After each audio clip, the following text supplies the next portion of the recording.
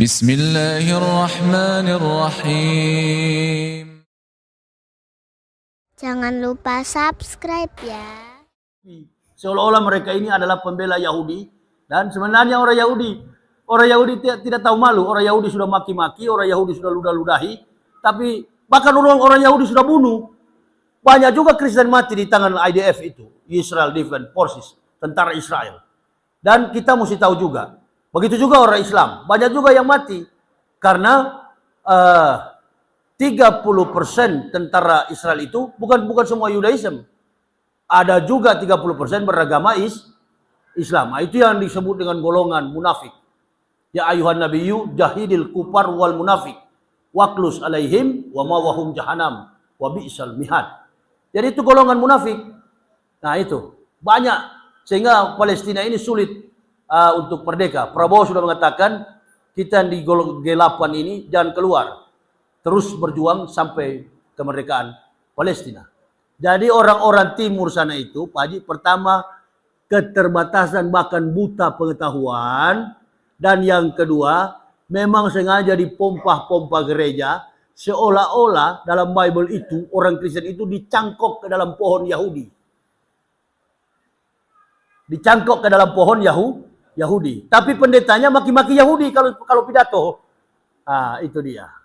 Jadi sebenarnya orang-orang ini Yahudi membangun politik dunia, tapi dia sendiri tidak beragama Kristen. Betapa bodoh orang Kristen ini. Itu jawabannya. Ya, jangan coba kalau ada pendeta duduk dengan rabi Yahudi. Saya mau minta fotonya satu aja. Kalau ada berarti saya pembohong. Karena bersentuhan begini aja, saya sudah jelaskan tadi. Soal toharo, Bapak belum pernah ketemu rabi-rabi Yahudi yang pakai mixkel putih di kepala. Itu tidak bisa sembarang orang dia ketemu. Bahkan Benyamin Netanyahu pun dianggap iblis. Itu. Mereka diam di mixapel. Mereka diam di sinagoga. Itu. Dan tidak semua orang dia ketemu. Jadi apalagi dengan Kristen dianggap najis. Dia suka bertemu kalau dengan orang Islam. Seperti Syekh Yusuf. Syekh Yusuf itu kan Yahudi asli. Imam besar yang ada di Masjidil Aqsa. Gitu. Jadi kalau orang mau lihat penjara setan, ya di Masjidil Aqsa. Masjidil Aqsa itu bukan cuma satu lapis, ada 4 lapis. Sampai ke penjara setan di bawah, lapis keempat itu, ada step 4 langkah itu. Nanti sudah di bawah seperti air kita. Padahal tidak ada air. Yang bimbing kita pun gate-nya itu cuma 1 senter kecil. Senter itu tidak boleh senter ke samping, tidak boleh senter ke kanan. Kita cuma pegang gamisnya. Nah setelah balik, bukan dia jadi gate. Kita yang di belakang jadi gate. Dia ke depan, dia ke belakang, kami yang jadi gate. Bolak-balik saja. Satu syaratnya, kata IDF. Agama apapun yang masuk ke dalam penjara setan itu, harus menguasai, harus hafal suratul Fatihah. Karena kalau sudah turun ke bawah, pasti tidak boleh balik. Nanti kalau sudah di bawah, baunya busuk di lantai keempat. Busuk, dan dari ruangan itu orang menangis, orang tertawa. Itulah mungkin neraka. Insya Allah saya pernah sampai ke sana, tapi bukan sudah Islam. Waktu saya masih kafir. Ya, saya ngomong dengan Datuk Yahya di Malaysia, kebetulan dia pernah sampai ke situ. Dan dia sekarang pemegang kunci Ka'bah. Itu, Datuk Yahya itu. Tiap tahun dia ke Mekah. Ya, siapa lagi yang mau bertanya? Jadi itu Pak, jadi bodoh karena bodoh. Kadang-kala dia pakai tato salib, pakai kalung. Dan tidak tahu itu aksesoris. Ya, silakan lagi, silakan. Terima kasih, Pak. Ya. Assalamualaikum warahmatullahi wabarakatuh. Waalaikumsalam warahmatullahi wabarakatuh. Ini temanya memperkuat tauhid dan kultur Islam. Ya. Ini bukti. Ya. Ada orang Kristen kembali masuk Islam. Tadi Pak Ustaz bilang Ya. kembali masuk Islam. Karena kebenaran Al-Quran. Ya. Kebenaran Al-Quran yang dibawa oleh Rasulullah Sallallahu alaihi wasallam wa barik alaihi. Ada sebaliknya. Iya. Umat Islam masuk Kristen. Murtad. Ya. Apakah dia bodoh? Apakah dia ekonomi susah? Iya. Bagaimana ini ukuran Islamiyah kita? Kalau ada umat Islam seperti itu. Iya. Karena tauhid adalah fundamentalnya akidah. Iya. Bagaimana Pak Ustaz? Mohon penjelasan. Baik, baik. Tadi saya sudah jelaskan, Pak Haji. Saya sudah jelaskan. Kalau orang Islam murtad, saya jawab dulu ya. Saya selesaikan. Beliau bertanya, ada orang masuk Islam, kebanyakan yang masuk Islam itu argumentasinya cukup jelas. Argumentasinya sistematis, kontekstualis, teologis, dan rasional. Selalu mempunyai referensi Quran atau hadis. Dan mereka dari kotor menjadi bersih. Itu orang dari kafir masuk Islam. Dari kotor jadi bersih. Jangan dulu lihat konteks teorinya dulu. Tapi secara fisik, orang ini jadi bersih. Satu, contoh saya. Saya umur 36 tahun masuk Islam. Waktu itu saya ketua sekolah tinggi teologi Calvinis. Saya pemimpin gereja dan di bidang akademik. Saya mempendetakan para pendeta. Omong kosong semua itu mereka fitnah saya. Ini buktinya ada. Ini saya mewisudahkan para pendeta. Dokumen saya jelas. Maka saya bebas di pengadilan. Saya tunggu tuh Esra Soro itu hadir di pengadilan. Nah, ini orang Kristen ini, kalau dia masuk Islam, berarti dia sudah lama pelajari Al-Quran. Cuma satu, dia tidak berani meninggalkan keluarganya. Tapi kalau hidayah Allah sudah diberikan di dalam dada, laqad kafara allazina qalu innallaha masihub Maryam. Kalau orang sudah sadar betul, laqad kafara allazina. Ya, ketika Allah turunkan ayat-ayat yang memberi penjelasan dan Allah wallahu yahdi may yasya'u ila siratim mustaqim. Lalu Allah kasih hidayah. Berarti dia sudah pelajari Al-Quran. Beda dengan orang yang murtad. Orang yang murtad cuma dua tadi saya bilang persoalannya. Kalau bukan ini tumpul, perutnya kosong. Coba tanya orang-orang murtad itu. Dia tahu bahwa murtad itu salah. Tapi karena sudah terbiasa tidak sholat 5 waktu. Sudah biasa meremehkan ibadah-ibadah. Jadi dia anggap sudah biasa. Dan dia tidak tahu bahwa itu hukuman. Dia tidak tahu itu hukuman. Hukumannya bukan sekarang, insya Allah nanti. Ya. Dan saya bukan mengatakan Kristen salah, Islam benar, tapi saya orang lama di sana. 16 tahun saya di atas mimbar gereja tiap. Apa kemewahan yang tidak saya rasakan di Kristen itu? Semua lengkap. Ketika di Islam malah secara ekonomi payah. Tapi kami tidak mundur. Kami tidak mundur. Karena kami tahu no pain no gain. Tidak ada sukses tanpa penderitaan. Dan kalau you mau menderita karena kebenaran, nggak jadi masalah. Insya Allah. Bukan itu yang menjadi tujuan kami masuk Islam. Jadi persoalannya, orang yang keluar dari Islam bukan tidak tahu. Sekali lagi Pak. Orang yang keluar dari Islam bukan tidak tahu.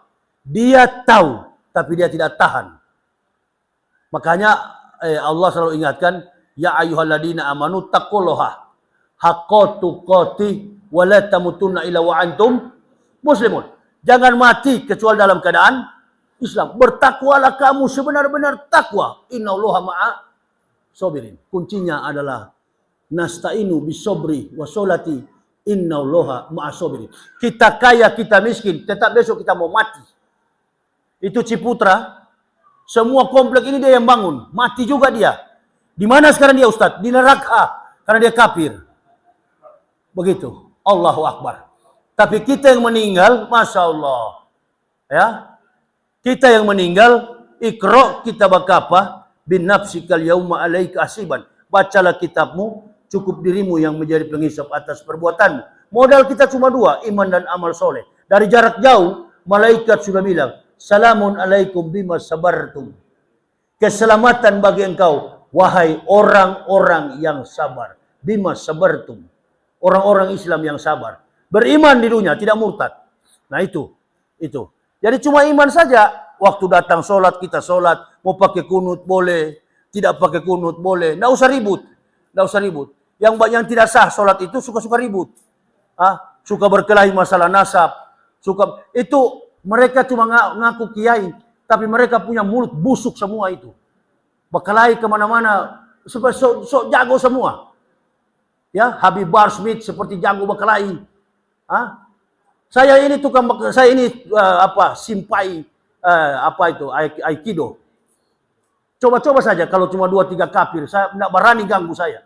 Pernah saya hajar di kapal feri, 4 makan bubur, makan kopi pahit memang. Kemana-mana saya sendiri cuma dengan bini anak. Tidak berani mereka ganggu. Walaupun sudah sakit-sakit begini. Nah ini orang-orang ini mau ajak berkelahi bukan dengan kafir, sama-sama Muslim. Muslim itu berkasih sayang, saling melindungi, saling menjaga.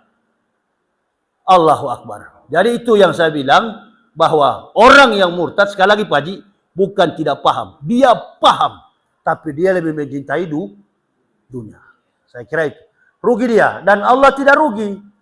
Qad aflahal mu'minun allazina hum fis sholatihim khashi'un wallazina hum anil lahwi muridun wallazina hum fil zakati fa'ilun wallazina hum li furujihim hafizun. Semua dilengkapkan Allah. Nah, jadi kita, termasuk saya, beruntung mendapatkan Islam. Saya orang Manado, susah orang Manado. Itu satu yang tidak masuk Islam. Itu kafir Rocky Gerung itu. Orang bilang, Ustadz kapan dia masuk Islam? Tak usah dia masuk Islam. Pertama dia pintar, dia tidak usah masuk Islam. Ya, yang kedua, insya Allah, mungkin nanti satu waktu, sudah terkapar, dia sudah tidak bisa bicara, sudah diranjang, baru dia akan sadar. Pak Haji tahu, dia sudah tahu Islam benar itu. Karena kita sama-sama berkeraunnya filsafat, doktor filsafat. Jadi sama kemampuan kami. Ya, dia sudah tahu Islam itu benar. Cuma untuk mendapatkan hidayah tidak mudah. Mahal itu. Nah, ini kita harus bersyukur kita masih beragama Islam. Itu aja Pak Haji. Siapa lagi tanya? Ibu-ibu. Silakan.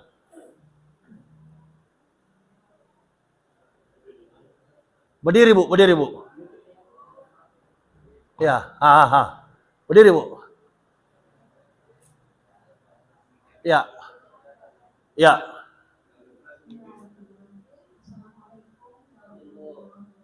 Waalaikumsalam warahmatullah. Ya.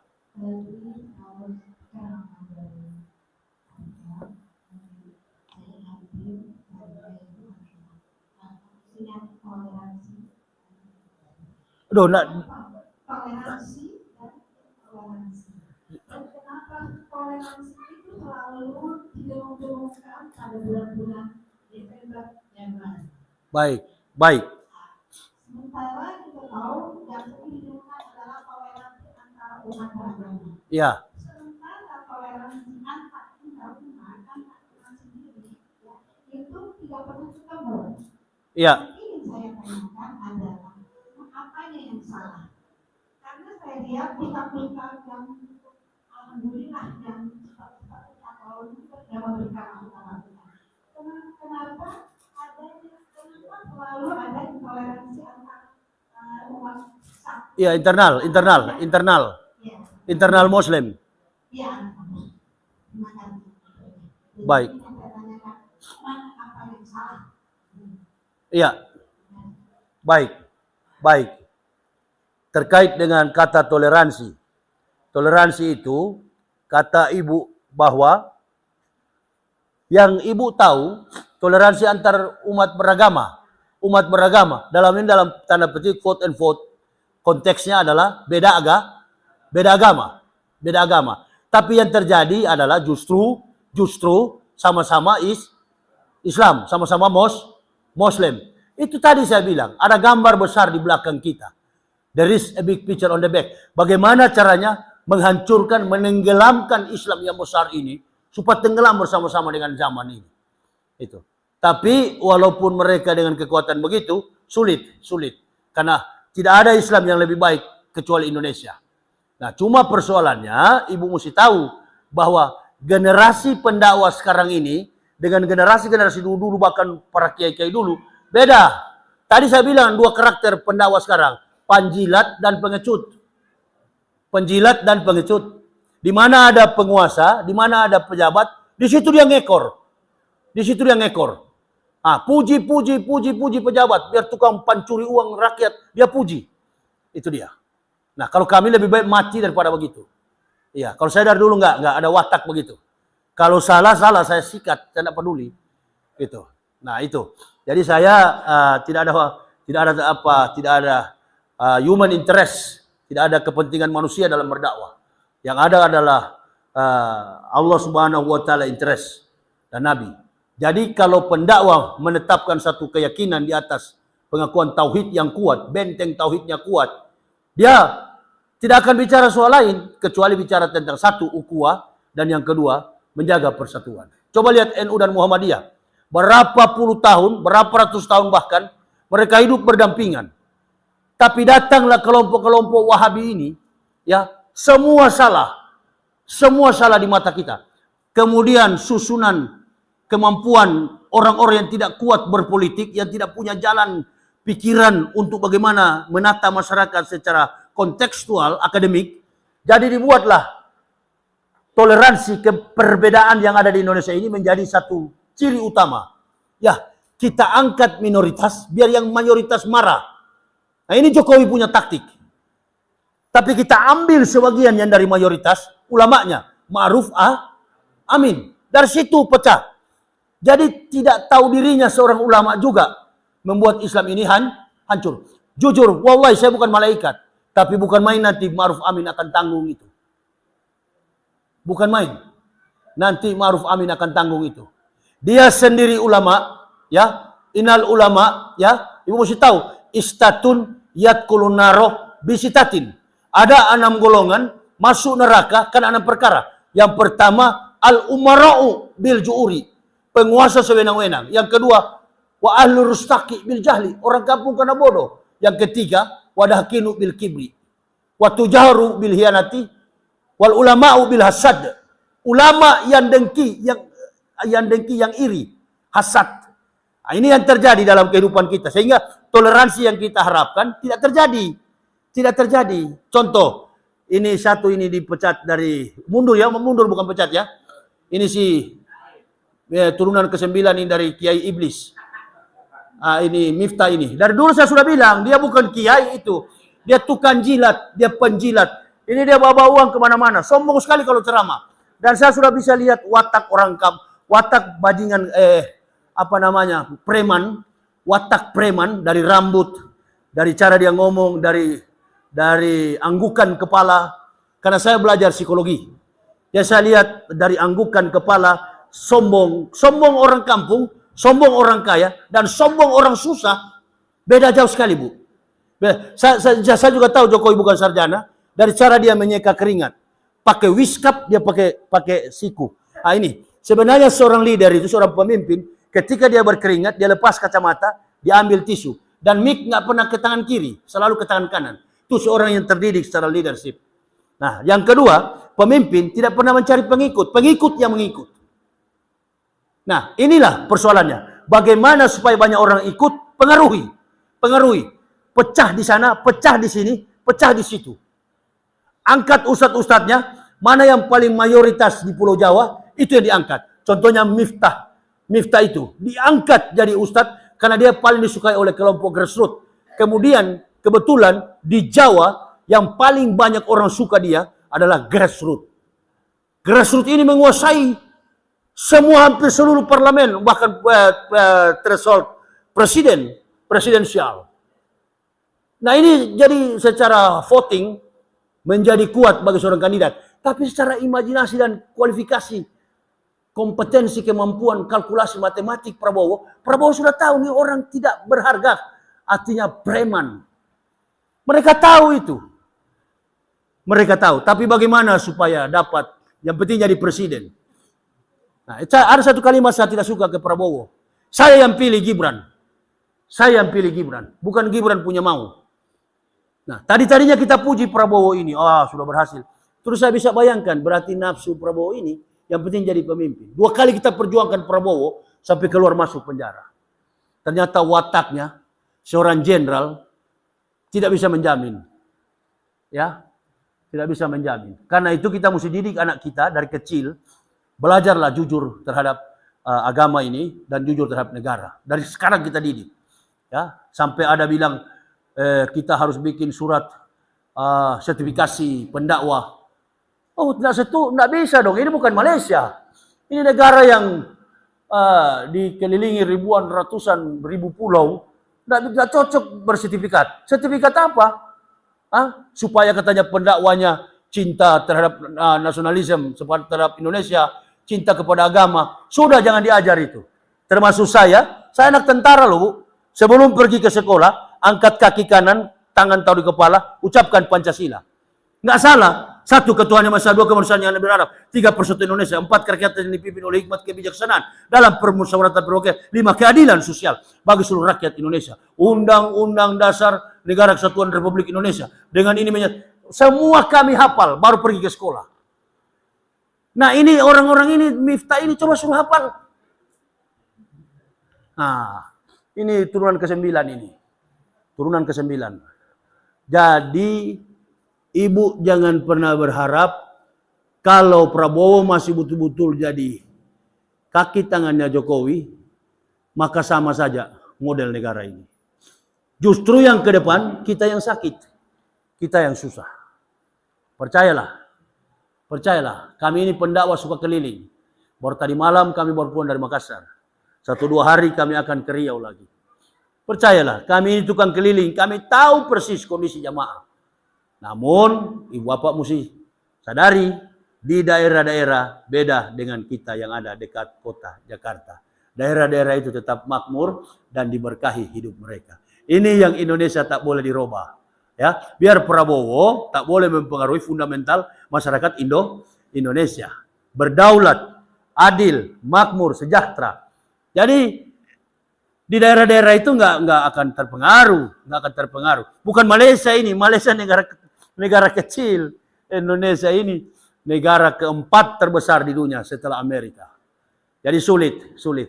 Dan kami mudah-mudahan diberi kesehatan selalu di pihak yang benar. Saya berapa kali diundang untuk menghadiri ke tempat pelantikan Prabowo. Ustaz, saya kan pilih Anies kemarin.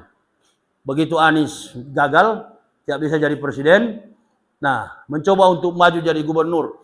Salah juga Anies, enggak boleh, gengsi. Kenapa juga maju sebagai gubernur? You punya satu makom yang sudah tinggi, juga adalah rivalnya Prabowo dan Ganjar Pranowo, bertarung secara rival presiden. Kenapa turun ke tingkat gubernur? Karena Anies tidak ngerti politik. Nah, ini dia. Saya sedikit banyak tahu politik karena pernah hidup dengan bangsa biadab, Bani Israel. Jadi tahu persis kehidupan ini. Jadi, Ibu Bapak, saudara-saudaraku, kalau bertanya kapan akan rukun, tunggu aja Anies jadi presiden baru rukun. Lihat Jokowi peduli terhadap Islam, peduli. Prabowo tidak peduli. Prabowo sebelum dia ke luar negeri, saya sudah ada YouTube saya. Prabowo ini jarang dalam negeri, akan terus ke luar negeri. Betul kan? Nah, dan Jokowi, kenapa saya katakan peduli? Peduli bukan andil, peduli bukan bela orang beragama, tidak. Dia peduli untuk mengadu domba antar umat beragama.